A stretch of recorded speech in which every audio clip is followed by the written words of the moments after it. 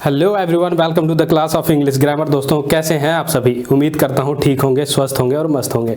दोस्तों, आप सभी का आज की इस क्लास में बहुत बहुत स्वागत है। सबसे पहले मेरा नाम सुशील कुमार है और मैं अगर अपना एक्सपीरियंस की बात करूं तो करीबन हमने 1.5 साल ऑनलाइन टीचिंग का एक्सपीरियंस है और मैं अपने झारखंड दुमका में जो है एक ऑफलाइन क्लासेस में कई मंथ तक मैंने क्लासेस ली हुई है। ठीक है, और आज की इस वीडियो में हम लोग चर्चा करेंगे इंग्लिश के ओवरऑल के बारे में, जो कि हम लोग देखेंगे इंग्लिश के बेसिक चीज़ों को, और हम एक तरह से ये कह सकते हैं कि हम इंग्लिश को समझने का प्रयास करेंगे। ठीक है, तो चलिए आज की इस क्लास को बिना विलंब किए देरी करते हैं और सीखने का प्रयास करते हैं। जैसे दोस्तों, मैं आप लोगों से अगर पूछूं कि इंग्लिश को आप लोग क्या समझते हैं, ठीक है, अगर मैं आप लोगों से पूछना चाहूँ कि इंग्लिश जो है क्या है, अपना इंग्लिश क्या है, एक सब्जेक्ट है या एक लैंग्वेज है, तो आप लोगों का उत्तर क्या रहने वाला है? जल्दी फटाफट बताइएगा। ठीक है, तो हमारे सामने जितने भी बच्चे हैं या तो ऑनलाइन जितने भी बच्चे पढ़ रहे हैं, उनका क्या कमेंट आएगा? कि बहुत सारे विद्यार्थियों का आएगा भाई साहब कि सर इंग्लिश क्या है, एक लैंग्वेज है। ठीक है, क्या है? कुछ विद्यार्थियों ने क्या कहा कि इंग्लिश एक लैंग्वेज है। ठीक है, सही बात है, क्या है? एक लैंग्वेज है। इसी बीच में कई विद्यार्थियों का यह भी आया कि सर इंग्लिश क्या है, एक सब्जेक्ट भी है। बिल्कुल सही बात, इंग्लिश क्या है? सब्जेक्ट है। ठीक, लेकिन ध्यान रखिएगा, मैं आप लोगों से ये चीजें इसलिए पूछ रहा हूं क्योंकि आप इंग्लिश को समझने में और सीखने में कहां गलती करते हैं, वो चीजें आपको समझ में आ जाएगी। तो अगर आप इंग्लिश को एज अ सब्जेक्ट ट्रीट करते हैं, एज अ सब्जेक्ट लेते हैं, तो एज अ सब्जेक्ट हम लोग कहां पढ़ते थे? 10th 12th तक पढ़ते थे, जो कि हम लोग वहां बेसिक फॉर्मूलाज, इंग्लिश के बहुत सारे रूल्स पढ़ते थे, है ना, जो कि हम लोग रट रटा के एक तरह से कह सकते थे, हम लोग चीजों को कर लेते थे। ठीक है, उसको हम लोग कहां से रिलेट कर सकते हैं? या तो बुक में जो स्टोरी वगैरह पढ़ते थे हम, वो क्या है? एज ए सब्जेक्ट पढ़ते थे इंग्लिश को। ठीक है, लेकिन अगर हम लोग बात करें कि जैसे हम लोग कंपटीशन की तैयारी कर रहे हैं, तो भाई साहब अगर आप इंग्लिश को एज ए सब्जेक्ट पढ़ने की कोशिश करेंगे तो कहीं ना कहीं आप यहीं कमजोर पड़ जाएंगे। क्यों कमजोर पड़ेंगे? इंग्लिश क्या है? एक लैंग्वेज है, और लैंग्वेज को ध्यान रखिएगा, कभी भी पढ़ा नहीं जा सकता। लैंग्वेज को हमेशा क्या किया जा सकता है? सीखा जा सकता है। इसीलिए आज की इस वीडियो में हम लोग क्या करेंगे? इंग्लिश को क्या करेंगे? एज ए लैंग्वेज ट्रीट करेंगे और इसे सीखने का प्रयास करेंगे, ना कि पढ़ने का और रटने का प्रयास करेंगे। ठीक है, तो ये रहा एक। और अगर हम लोग बात करें इंग्लिश क्या है? एक English is a language, not a subject. ठीक है, पढ़ने के पॉइंट ऑफ व्यू से, सीखने के पॉइंट ऑफ व्यू से क्या करेंगे हम लोग? एज अ लैंग्वेज ट्रीट करेंगे। ठीक है, अगर मैं बात करूं कि लैंग्वेज होता क्या है, एक लैंग्वेज होता क्या है, अगर बेसिक से हम लोग बात करें कि अगर आपसे पूछा जाए कि ये तो बेसिक चीज है कि लैंग्वेज होता क्या है, तो आप लोगों को क्या बताना है? लैंग्वेज होता क्या है? लैंग्वेज क्या है? A medium through which we express our feelings, emotions, है ना। और क्या करते हैं हम लोग? अपने आइडियाज को, फीलिंग्स को, इमोशंस को क्या करते हैं? एक दूसरे को बताते हैं या तो सामने वाले को बताते हैं, यानी कि हम लोग एक मीडियम है लैंग्वेज हमारे लिए। तो वही लिखा हुआ है, A medium through which we express our feelings, यानी कि अपने फीलिंग्स को हम लोग एक्सप्रेस करते हैं और क्या करते हैं? आइडियाज और इमोशंस को भी फीलिंग्स कर सकते हैं as a language through the language. ठीक है, ये समझ में आई। अगर हम लोग धीरे धीरे और इंग्लिश को पढ़ने का और समझने का प्रयास करें, जैसे मान के चलिए आपके सामने किसी ने बोल दिया कि राम आम खाता है, राम ईट्स अ मैंगो, तो ये पूरा एक क्या है? एक सेंटेंस है। क्या है? एक सेंटेंस है। लेकिन भाई साहब अगर आपको डायरेक्ट पढ़ाया जाता है कि राम ईट्स अ मैंगो, तो कहीं ना कहीं आपको पहले यह समझना होगा कि यह पूरा सेंटेंस बना कैसे हमारा। अगर आप इस चीज को पकड़ लेते हैं तो आपके लिए सेंटेंस फ्रेम करना बहुत ही आसान हो जाएगा। ये चीजें एज अ स्पोकन इंग्लिश बहुत ही इंपॉर्टेंट रहने वाला है और रहता है। ठीक है, तो उसको समझते हैं। लैंग्वेज से हमारा क्या बनता है? लैंग्वेज से बनके तैयार होता है साउंड। क्या बनता है? साउंड तैयार होता है। ठीक है, एक एक करके अभी देखेंगे कि साउंड किसे कहते हैं ना, उसको भी समझेंगे हम लोग। साउंड के बाद क्या तैयार होता है हमारा? लेटर बन के तैयार होता है। क्या होता है? लेटर। ठीक है, उसके बाद हम क्या करते हैं? लेटर को, एक लेटर को दूसरे लेटर से जोड़ के किसका? वर्ड का फॉर्मेशन करते हैं। कैसे करते हैं वो भी देखेंगे। ठीक है, और कौन सा वर्ड, जैसे मान के चलिए एक लेटर को दूसरे लेटर से जोड़ दिया, क्या वो 100% श्योर है कि वो एक वर्ड ही बनेगा? उस चीज को भी देखेंगे। और लेटर से फिर वर्ड से क्या होता है हमारा? सेंटेंस का फ्रेम करते हैं। ठीक है, तो उस चीजों को समझेंगे। ठीक है, तो सबसे पहले हम लोग अगर बात करें साउंड की, कि साउंड हम लोग कहते किसको हैं? साउंड कहते किसको हैं? तो अगर हम लोग बात करें साउंड की, तो साउंड कितने प्रकार के होते हैं हमारे पास? 2 प्रकार के होते हैं, ठीक है, समझिएगा ध्यान से। साउंड कितने प्रकार के होते हैं? 2 प्रकार के होते हैं, जिसमें से कौन कौन से प्रकार के होते हैं? एक होता है हमारा वोवल साउंड और दूसरा क्या होता है? Consonant sound. सबको पता होगा, बेसिक चीजें हैं, पता है ना भाई साहब? हाँ पता है, ठीक है। तो वोवल साउंड अब किसे कहते हैं और अगर कॉन्सोनेंट साउंड किसे कहते हैं आप लोगों से पूछा जाए तो ये बहुत बड़ी बात नहीं होगी मेरे हिसाब से, ठीक है। लेकिन फिर भी मैं आप लोगों को बता देता हूं कि वोवल साउंड कहते किसको हैं। वैसा साउंड जो हमारे वोकल कॉर्ड से, किससे? वोकल कॉर्ड, यानी कि ये वाला है ना, यहां से जो साउंड से निकलती है उसी को हम लोग क्या कहते हैं? वोवल साउंड्स कहते हैं। Sounds which is produced by vocal cord, यानी कि वैसा साउंड जो वोकल कॉर्ड से निकले उसे हम लोग क्या कहते हैं? वोवल साउंड कहते हैं। और अगर दूसरी बात करें हम लोग कॉन्सोनेंट साउंड की, तो कॉन्सोनेंट साउंड किसे कहते हैं? वैसा साउंड जो क्या हो, वोकल कॉर्ड के अलावे निकले, वोकल कॉर्ड के अलावे निकले। या तो हम ये इस तरह को, मतलब इस डेफिनेशन को ऐसे भी कह सकते हैं कि वैसा साउंड जो वोकल कॉर्ड से नहीं निकले उसी को हम लोग क्या कहते हैं? कॉन्सोनेंट साउंड कहते हैं। तो इसको कैसे लिखेंगे? साउंड्स आर, नहीं तो ऐसे लिख सकते हैं ना, जैसे आपने यहां डेफिनेशन क्या लिखा? आपने लिखा कि sounds which is produced by vocal cord। इसी में इसका डेफिनेशन बना देंगे कि sounds which is not produced by vocal cord, उसी को हम लोग क्या कह देंगे? कॉन्सोनेंट साउंड कह देंगे, ठीक है। ये हो गया। अगर यहाँ हमने क्या करा? एक साउंड को सीखने का प्रयास किया। साउंड मतलब क्या हो सकता है? जैसे मान के चलिए एक छोटा सा बच्चा है, ठीक है, समझिएगा, एक छोटा सा बच्चा है, वो कई प्रकार की आवाज निकालता है। कई प्रकार की आवाज इन द सेंस, जब उनको बोलना नहीं आता है, अगर उनको भूख लगता है तो वो क्या करते हैं? चिल्लाते हैं या तो रोते हैं, है ना। तो वो क्या है? एक साउंड निकालते हैं, ठीक है। अगर हम लोग आगे बात करें कि लेटर कैसे बनता है, लेटर कैसे बनता है, ठीक है, तो लेटर कैसे बनता है? लेटर बनता कैसे और इसे कहते किसे हैं, ठीक है।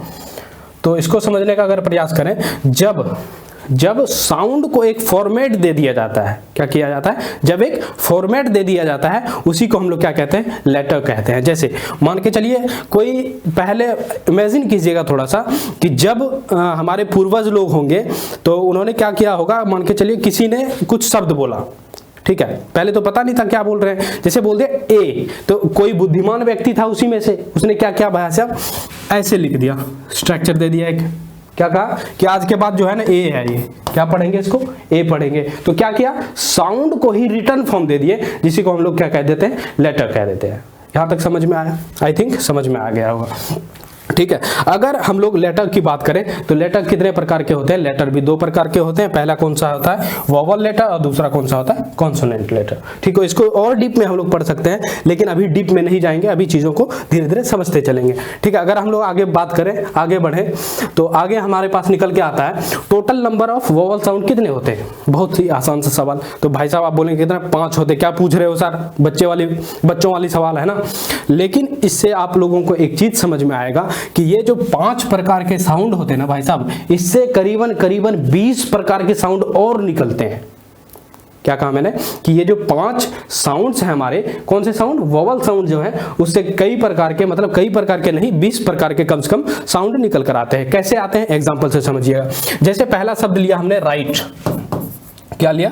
राइट। तो यहां आई को अगर आप ध्यान से पढ़ने का कोशिश कीजिए, राइट, यानी कि आई का साउंड क्या निकल के आता है? ई निकल के आ रहा है। उसी तरह दूसरा एग्जांपल अगर ले, रिस्क, क्या है? रिस्क, है ना, रिस्क, ठीक है। तो क्या निकल के आता है हमारा? रिस्क निकल के आता है, जिसको हम लोग आई को यहाँ क्या पढ़ रहे हैं? ई पढ़ रहे हैं। क्या पढ़ रहे हैं? ई पढ़ रहे हैं, ठीक है। अगर हम लोग आगे बात करें कि आई को और किस प्रकार से प्रोनाउंस किया जाता है, जैसे सकल, क्या पढ़ते हैं इसको? सकल पढ़ते हैं, सकल, यानी कि ए का साउंड निकल रहा है, तो क्या हो गया? ये हमारा यहाँ आई का साउंड क्या निकल के आ गया हमारे पास, ए निकल के आ गया। यहाँ आप लोगों ने देखा कि एक ही शब्द, एक ही वोवल साउंड से कितने प्रकार के साउंड निकाले जा सकते हैं। आई थिंक आप लोगों को यहाँ तक चीजें समझ में आ गई होगी। ठीक है, समझ में आ गई सबको? दिक्कत, किसी को कोई दिक्कत परेशानी हो तो बताइएगा जरूर, ठीक है ना, क्योंकि दिक्कत परेशानी को ही सॉल्व करने के लिए हम यहाँ खड़े। ठीक, अगर हम लोग आगे बात करें कि वर्ड किसे कहते हैं, हम लोग वर्ड किसे कहते हैं और वर्ड का फॉर्मेशन कैसे होता है, इस चीज को अगर हम लोग समझें तो हमें समझ में आता है कि द कॉम्बिनेशन, क्या, द कॉम्बिनेशन या collection of letters that give a meaningful sound is called word.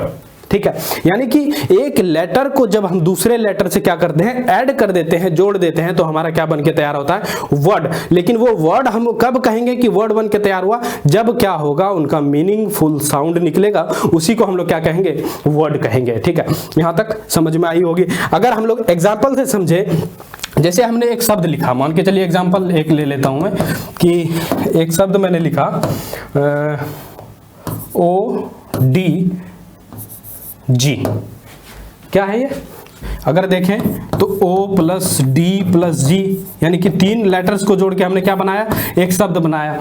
शब्द तो बना दिया, क्या ये रियल में शब्द है? अगर आपसे पूछा जाए क्या इट इज, क्या ये रियल में एक शब्द है क्या, तो आप क्या बोलेंगे, भाई साहब ऐसा शब्द ही तो नहीं सुना मैंने, नहीं सुना। लेकिन मैं तो कह रहा हूं भाई साहब मैंने तो एक लेटर को दूसरे लेटर से जोड़ दिया, 2-3 लेटर जोड़ दिया, वर्ड बन के तैयार हो गया। ऐसे थोड़ी ना होता भाई साहब। क्या होता है, इसका मीनिंगफुल साउंड निकलना चाहिए, तभी हम कह सकते हैं इसको वर्ड, नहीं तो वर्ड हम लोग नहीं कह सकते हैं। जैसे एग्जांपल देखिए यहाँ, जैसे लिखा मैंने गुड, GOOD, जिस सबको पता है कि गुड का मीनिंग क्या निकल के आता है हमारे पास, अच्छा, यानी कि गुड क्या है, एक वर्ड है। क्यों? क्योंकि इनका मीनिंग निकल के आ रहा है हमारे सामने। जैसे ब्यूटीफुल, ब्यूटीफुल, अब ये है, ये कोई शब्द है क्या, BETFUALLY, क्या शब्द, लेटर, कॉम्बिनेशन ऑफ लेटर तो है, लेकिन इनका मीनिंग नहीं निकल रहा है, इसी वजह से हम इसको क्या कह सकते हैं, वर्ड नहीं कह सकते हैं। इस चीज को अगर आप लोगों को समझ में आ गया तो ये बहुत ही अच्छी चीज है। अगर हम लोग ध्यान रखें, एक नोट लिखा हुआ, arrangement of word is very important. क्या ध्यान रखेंगे, arrangement of word is very important, इस बात का ध्यान रखिएगा। ठीक है, इसके बाद वर्ड के बाद हमारा क्या निकल के आता है, फ्रेज। क्या निकल के आता है, फ्रेज। कहीं ना कहीं आप लोगों ने फ्रेज के बारे में पढ़ा भी होगा। तो फ्रेज हम लोग कहते किसे हैं, फ्रेज हम लोग कहते हैं group of word without a complete meaning. क्या कहा मैंने, group of word without a complete meaning, यानी कि वैसा ग्रुप किसका, शब्दों का समूह जिसका कंप्लीट मीनिंग नहीं हो, उसी को हम लोग क्या कह देते हैं, फ्रेज कह देते हैं। यहां तक आप लोगों को समझ में आया। अगर हम लोग देखें group of word without a complete meaning, जैसे एग्जांपल से समझिए, सोहन एंड मोहन, राम एंड मोहन या सोहन एंड मोहन जो भी ले सकते हैं, तो क्या ये एक कंप्लीट सेंस दे रहा है, क्या नहीं दे रहा। कहीं ना कहीं ये क्या है, एक सेंटेंस का हिस्सा बन सकता है, एज अ सब्जेक्ट यूज करते हैं। जैसे मैंने कहा वेरी स्मार्ट, क्या कहा, वेरी स्मार्ट, क्या है ये, group of word without complete meaning. Very smart, क्या वेरी स्मार्ट, समझ में आ रहा है क्या कुछ, मैंने वो वेरी स्मार्ट, क्या वेरी स्मार्ट, अगर इसके आगे पीछे कुछ लगाओगे, सेंटेंस बनाओगे, जब भी तो मीनिंग निकल के आएगा, है ना। ठीक, उसी तरह हम लोग कहते हैं द लिटिल मैन, क्या कहते हैं, द लिटिल मैन। उसी तरह हम लोग बोल सकते हैं a bar of chocolate, a bar of chocolate, इसी को हम लोग क्या कहते हैं, फ्रेज कहते हैं। यहां तक आप लोगों को चीजें समझ में आ गई होगी। अगर हम लोग आगे बढ़े और सीखने का प्रयास करें तो आगे हमारा निकल के आता है सेंटेंस। क्या निकल के आता है, सेंटेंस। तो आप लोगों से फिर वही बात पूछा जाएगा कि सेंटेंस हम कहते किसको हैं, सेंटेंस हम कहते किसको है और सेंटेंस बनके कैसे तैयार होता है हमारा। तो कहीं ना कहीं पीछे से आप देखते आ रहे हैं कि साउंड से लेटर बना, लेटर से वर्ड बना, और वर्ड से हम लोग अब क्या करेंगे, सेंटेंस का फॉर्मेशन करेंगे। तो सेंटेंस का अगर डेफिनेशन की बात करें तो सेंटेंस का डेफिनेशन क्या निकल के आएगा, group of word with a complete meaning. क्या कहा मैंने, group of word with a complete meaning. अभी हमने जस्ट पीछे पढ़ा फ्रेज, फ्रेज किसे कहते हैं, group of word without a complete meaning. लेकिन यहां क्या है, यहां भाई साहब क्या है कि कंप्लीट मीनिंग, यानी कि ग्रुप ऑफ वर्ड तो होगा ही, लेकिन उसका क्या होगा, कंप्लीट मीनिंग निकलेगा। उसी को हम लोग कहेंगे क्या, सेंटेंस कहेंगे। अगर दूसरा हम लोग डेफिनेशन बना के तैयार करें, ये तो एक पहला डेफिनेशन हो गया कि group of word with a complete meaning. दूसरा निकल के आता है व्हेन अ वर्ड एडिड या जॉइंट या कनेक्ट, तीनों चीजें एक ही है, या तो जोड़ दो, या तो जॉइंट कर दो, या तो कनेक्ट कर दो, कहीं ना कहीं सबका मीनिंग निकल के एक ही होता है।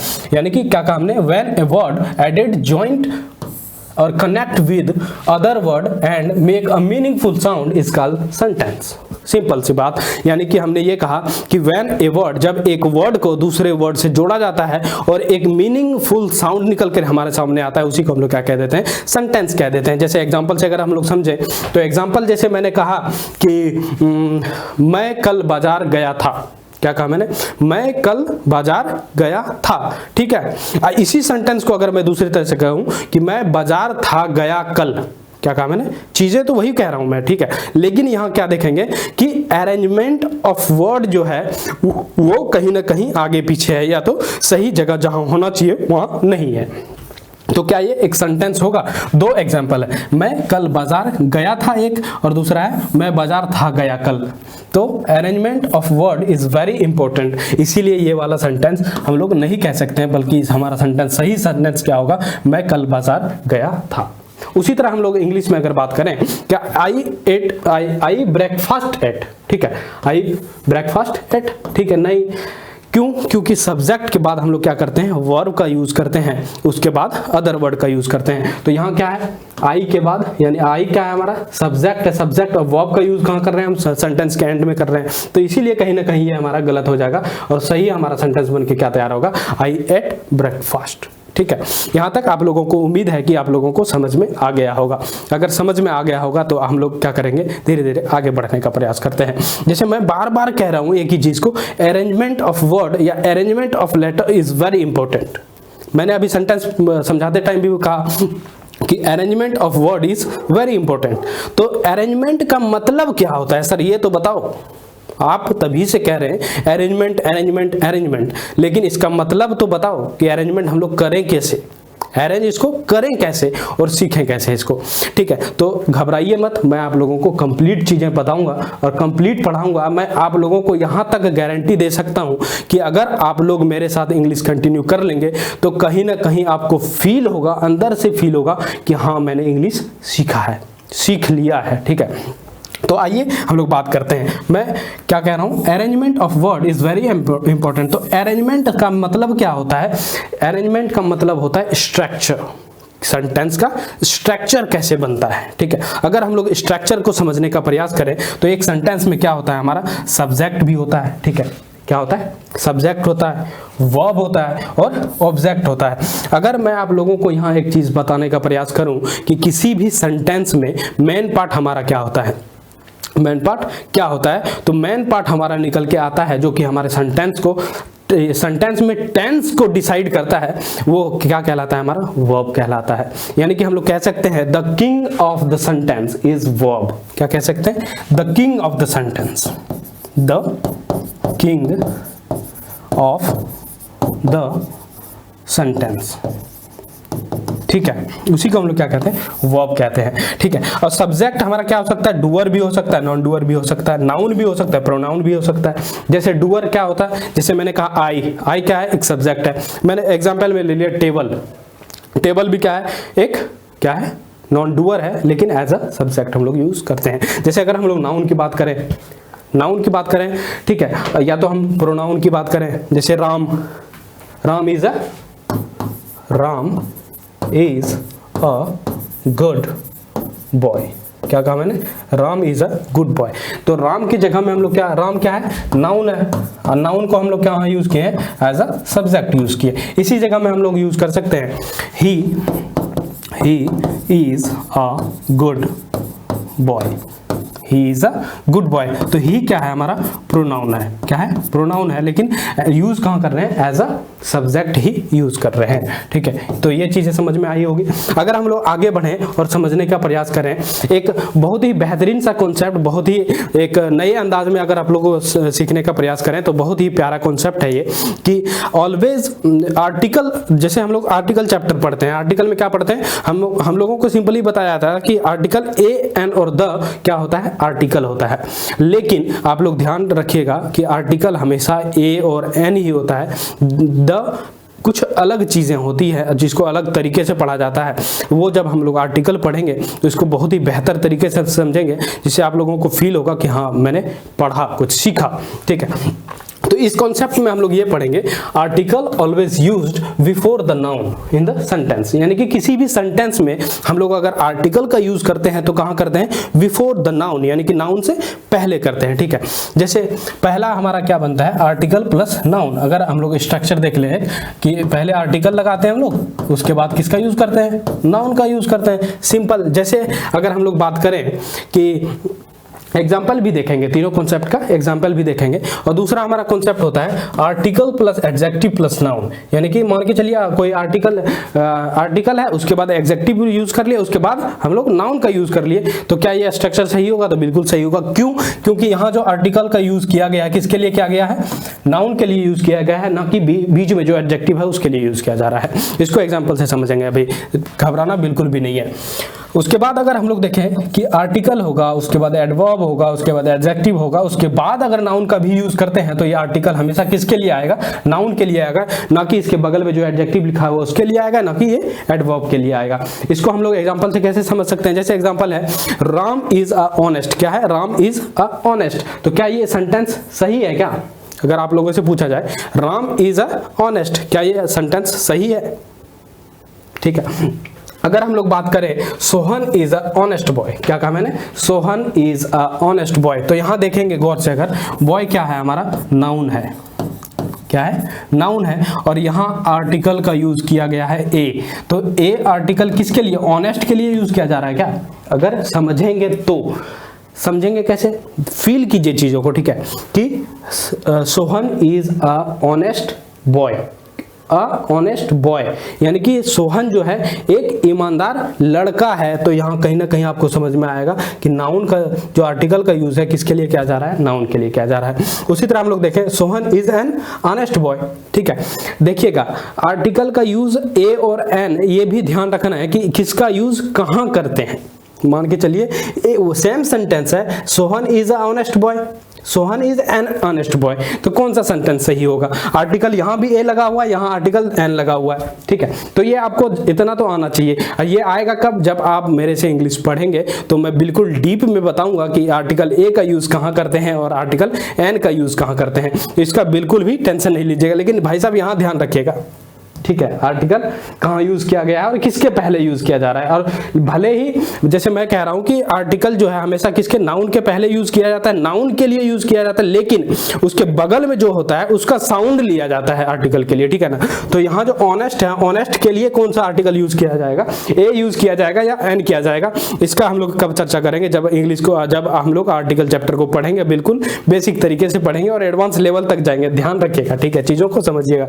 उसी तरह Ram is a very good student, Ram is a very good student. ठीक है, ये भी एक एग्जांपल है, इससे भी समझ सकते हैं। अगर हम लोग बात करें, यहाँ तक हमने क्या किया कि हमने समझा कि लैंग्वेज इंग्लिश क्या होता है, हमारा लैंग्वेज है या सब्जेक्ट है। उसके बाद हमने देखा कि साउंड किसे कहते हैं, और साउंड से हमारा लेटर कैसे बनता है, लेटर से हम वर्ड कैसे बनाते हैं, वर्ड से फिर हमारा फ्रेज बनता है, फ्रेज से फिर हमारा सेंटेंस का स्ट्रक्चर बनता है और एक कंप्लीट सेंटेंस बन के तैयार होता है। और उसके साथ ही हम लोगों ने देखा एक बेहतरीन सा कह सकते हैं कॉन्सेप्ट, जो जिसको हम लोगों ने क्या कहा कि article is always use before the noun, यानी कि पहले नाउन के पहले हम लोग आर्टिकल का यूज करते हैं। ठीक है, इसमें कुछ चीजें मैंने जानबूझ के छोड़ा है जो कि हम लोग जब आर्टिकल पढ़ेंगे तब मैं आप लोगों को क्लियर करूंगा। ठीक है, अब हम लोग करते हैं क्या, एक दो क्वेश्चन करते हैं कि क्वेश्चन कैसे सॉल्व किया जाता है और कैसे क्वेश्चन सॉल्व करने का सही तरीका होता क्या है। ये वाला जो क्वेश्चन है ना, ये कब पूछा गया, 2022 में, ऐसा इसमें सीपीयू में पूछा हुआ है, पेपर 1 में। ठीक है, 2022 में। तो क्वेश्चन क्या है, क्वेश्चन हमारा है कि someone who does not believe that God exists, यानी कि वैसा व्यक्ति जो क्या करता हो, भगवान पे विश्वास ना करता हो। तो सोच सकते हैं वो व्यक्ति कैसा होगा।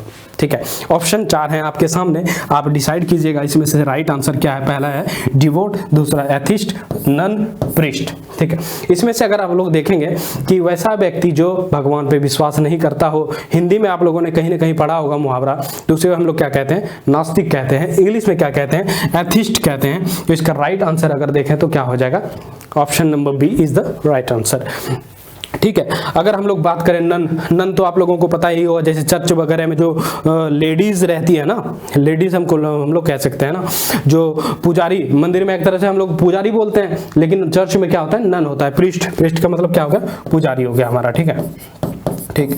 उसके बाद हम लोग दूसरा क्वेश्चन एक देखें कि a person who admires himself और हरसेल्फ टू मच, यानी कि वैसा व्यक्ति जो क्या करता है, एडमायर करता हो किसको, खुद को, हिमसेल्फ और हरसेल्फ टू मच, यानी बहुत ज्यादा क्या करता हो, एडमायर करता हो, स्पेशली देयर अपीयरेंस, यानी अपीयरेंस यानी कि अपने दिखावे के ऊपर, मतलब मैं कैसे दिख रहा हूं, मतलब खुद ब खुद अपना जो है बहुत ही चर्चा करना, क्या कह सकते हैं हम लोग, क्या कह सकते हैं, एक तरह से हम लोग कह सकते हैं कि अपने आप का बड़ाई करना कि भाई साहब मैं इतना सुंदर दिख रहा हूं, ऐसे है वैसे, मेरा नाक ऐसे है, मेरा खान ऐसे है ना, उस व्यक्ति को क्या कहेंगे। ये क्वेश्चन कब पूछा गया है, सीजीएल में पूछा गया है 2023 में, डेट भी अगर देखना चाहें तो 2 मार्च को पूछा गया था यह क्वेश्चन। तो इसका सही आंसर क्या निकल के आता है, पहला ऑप्शन क्या है, इगोइस्ट, उसके बाद डिक्टेटर और सेल्फिश और नार्सिसिस्ट पढ़ते हैं इसको, यानी कि इसका सही आंसर क्या निकल के आ जाएगा हमारा, नार्सिसिस्ट। क्या पूछा गया, वैसा व्यक्ति जो अपने आप का प्रशंसा करता हो बहुत ज्यादा, उसी को हम लोग क्या कहते हैं, नार्सिसिस्ट कहते हैं। ठीक है, अगर हम लोग नेक्स्ट आगे बढ़े तो एक क्वेश्चन और है, कौन सा ये क्वेश्चन क्या है, select the most appropriate antonym of the given word. Word कौन सा दिया हुआ है, स्ट्रेंजर। कौन सा वर्ड है, स्ट्रेंजर। स्ट्रेंजर का मतलब अगर हम लोग देखें, उसके बाद 4 ऑप्शन अगर आप लोग देखें तो इसमें करेंगे क्या कि चारों ऑप्शन को पहले हम लोग जानेंगे कि एक एक ऑप्शन का मीनिंग क्या होता है, एक एक ऑप्शन का मतलब हमारे पास क्या होता है, उसके बाद हम लोग इसको सॉल्व करने का कोशिश करेंगे। और इस क्वेश्चन को सॉल्व करने का एक तरीका ये भी है कि जैसे दिया हुआ है select the most appropriate antonym of the word, तो स्ट्रेंजर सबसे पहले आपको देखना है कि स्ट्रेंजर शब्द का मीनिंग क्या होता है, स्ट्रेंजर शब्द हम लोग कहते किसको है।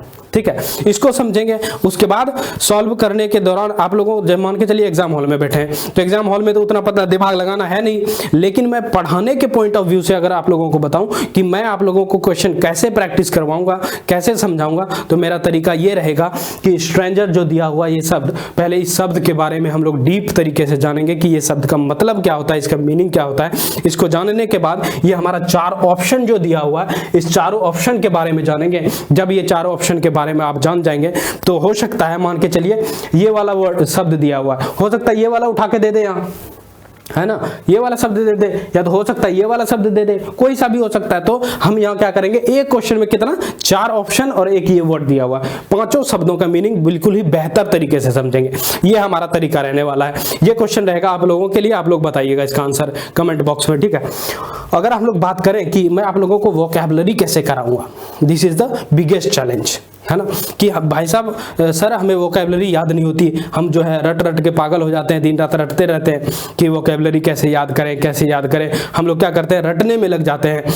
तो लेकिन अगर आप लोग ध्यान रखिएगा, किसी भी चीज़ को अगर आप ज़बरदस्ती रटने का प्रयास करते हैं तो वो चीज़ें कहीं ना कहीं आपके लिए डिफ़िकल्ट बन जाता है, हमारे लिए क्या हो जाता है, वो डिफ़िकल्ट हो जाता है। तो इसको हम लोग आसान कैसे बना सकते हैं, इसको या तो आप लोग क्या कीजिए, डेली लाइफ से जोड़िए, है ना, डेली लाइफ से जोड़ के हम लोग सीख सकते हैं इसको, या तो कुछ ऐसे इंटरेस्टिंग चीज़ों के साथ जोड़िए जो कि आप लोगों के लिए मतलब एक बार जैसे आप लोग पढ़ ले तो बार बार ध्यान आता रहे, या तो ध्यान रहे वो हमेशा के लिए। तो वोकैबुलरी पढ़ाने का क्या तरीका रहने वाला, क्या अंदाज रहने वाला, मैं 1-2-4 वोकैबुलरी के साथ आप लोगों को बताना चाहूँगा। जैसे पहला शब्द दिया हुआ है सबफिट, क्या है, सबफिट। सबफिट का मतलब अगर आप लोग समझे तो सबफिट का मतलब तो देखेंगे कि इसका मतलब क्या होता है। सबफिट शब्द को कैसे रिलेट करेंगे किसी भी वोकैबुलरी के साथ, किसी भी मीनिंग इसका याद कैसे करेंगे इसको, ये सबसे बड़ा चैलेंज है।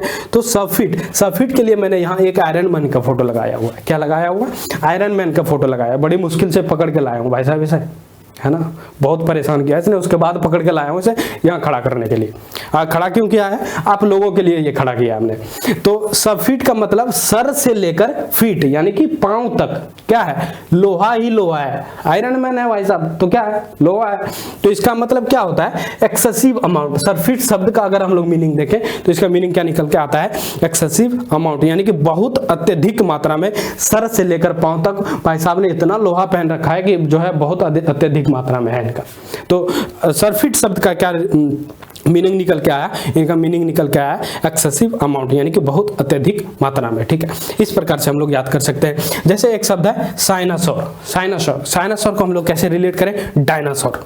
साइनासोर का मतलब डायनासोर। इमेजिन कीजिएगा, थोड़ा सा ध्यान दीजिएगा कि अगर आप रास्ते में कहीं जा रहे हैं, ठीक है, और अचानक से आपको डायनासोर दिख जाए, क्या हो जाए कि डायनासोर दिख जाए, फिर आपका रिएक्शन क्या रहेगा और चीज़ों को कैसे क्या करेंगे आप लोग। तो साइनासोर को हम लोग रिलेट किससे कर रहे हैं, डायनासोर। डायनासोर का यानी कि डायनासोर का मतलब नहीं, साइनासोर का मतलब ये होता है कि अ सेंटर ऑफ अट्रैक्शन। अगर आप समझ सकते हैं, रास्ते में चल रहे हैं, कहीं रास्ते में मिल गया ये डायनासोर, तो भाई साहब वहाँ भीड़ जमा इतनी हो जाएगी और वो क्या बन जाएगा, अट्रैक्शन का सेंटर बन जाएगा, पॉइंट बन जाएगा। यानी कि साइनासोर शब्द का क्या मीनिंग निकल के आया, अ सेंटर ऑफ अट्रैक्शन। ठीक है, यहाँ तक समझ में आया, अच्छा लगा आप लोगों को, ठीक है, समझ में आ रहा है, उम्मीद कर रहा हूँ समझ में आ रहा होगा। उसी तरह हमारा नेक्स्ट शब्द है ऑडिशियस। क्या है, ऑडिशियस। ऑडिशियस का मतलब क्या होता है, मान के चलिए कि आप अभी बाहर पढ़ रहे हैं, आपका मूड किसी दिन बना, आप घर गए एकदम जो है सीना मीना तान के, उसके बाद पापा कह रहे भाई साहब पापा जो है मुझे ऑडी गाड़ी चाहिए।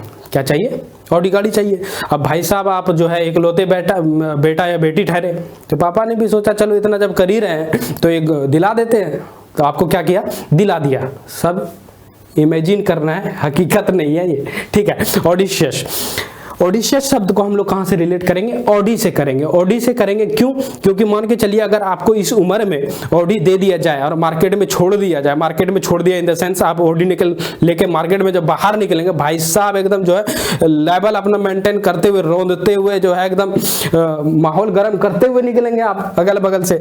तो ऑडिशियस का मतलब क्या होता है कि क्या बन जाएंगे आप, डायरिंग बन जाएंगे, डाउटलेस बन जाएंगे, इनोसेंट बोल जाएंगे, यानी कि आप साहसी बन जाएंगे एक तरह से, है ना, बिल्कुल।